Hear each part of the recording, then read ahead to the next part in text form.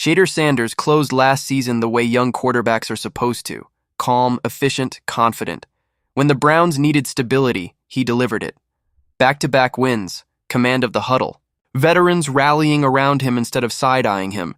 For the first time in a long time, Cleveland didn't look like a team searching for a quarterback. They looked like a team building around one. That stretch was supposed to silence the questions. Instead, the questions got louder, and that's where this story turns. When Todd Monken stepped into his role, the messaging was clear: offensive mind, quarterback developer. The right coach at the right time for a young signal caller entering a pivotal second year. That pairing felt intentional, strategic, almost calculated to accelerate Shedeur's rise. Early interactions between them? Positive, respectful. You could feel the alignment. The body language said partnership, but then the microphones came out, and suddenly everything got vague.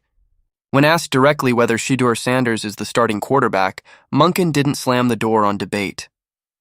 He didn't say, "That's our guy." He didn't shut down speculation. He pivoted. He talked about competition. He talked about earning reps. He talked about camp battles. And in the NFL, hesitation isn't neutral. It's loud. Because when a head coach refuses to give his young quarterback a clear vote of confidence heading into year 2, that sends a message, not just to fans, not just to media, to the locker room. It says, we're not fully sold. And once that message is out there, you can't pull it back. Teammates hear it, agents hear it, other teams hear it. Every analyst who already had doubts suddenly feels validated. The narrative starts writing itself. Shedeur might not be the long-term answer, and that narrative becomes oxygen. But here's the bigger question. Is this really Monken's hesitation? Or is it coming from above? Because Todd Monken answers to people: Andrew Berry, Jimmy Haslam. The front office structure that has seen quarterback chaos define this franchise for years, and let's be honest, Cleveland has scars. The Deshaun Watson era didn't just fail, it detonated. Massive contract, massive expectations, massive fallout. The organization paid for it financially, competitively, and reputationally. So now, it feels like the Browns are terrified of committing again. Terrified of going all in, terrified of being wrong. But here's the problem. Playing scared at quarterback is how you stay stuck. If this competition language is coming from the top, that's not strategic caution. That's institutional fear. And fear doesn't build franchise quarterbacks. Confidence does. Look around the league. When teams believe in their year 2 quarterback, they say it. Loudly. They don't dance around it. They don't hedge. They don't float backup hypotheticals in March.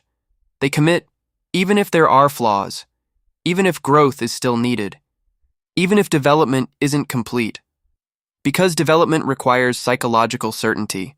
A young quarterback who knows the organization is fully behind him plays differently. He processes mistakes differently. He attacks tight windows differently. He leads differently. You can't preach confidence while publicly withholding it, and the contrast is impossible to ignore.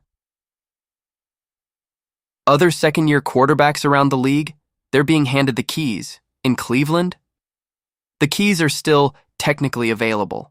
That's not a small difference, that's culture, and it gets even deeper. Because this isn't just about 2026, it's about leverage. Quarterback contract timelines move fast. If Shedeur continues ascending, extension conversations won't be far away. And what happens now, the messaging, the positioning, the tone, becomes part of that negotiation ecosystem. If there's a documented pattern of public doubt, that becomes leverage. If there's repeated competition talk, that becomes leverage. Organizations use paper trails. They reference past statements. They point to moments where commitment wasn't absolute, and that affects numbers. Whether intentional or not,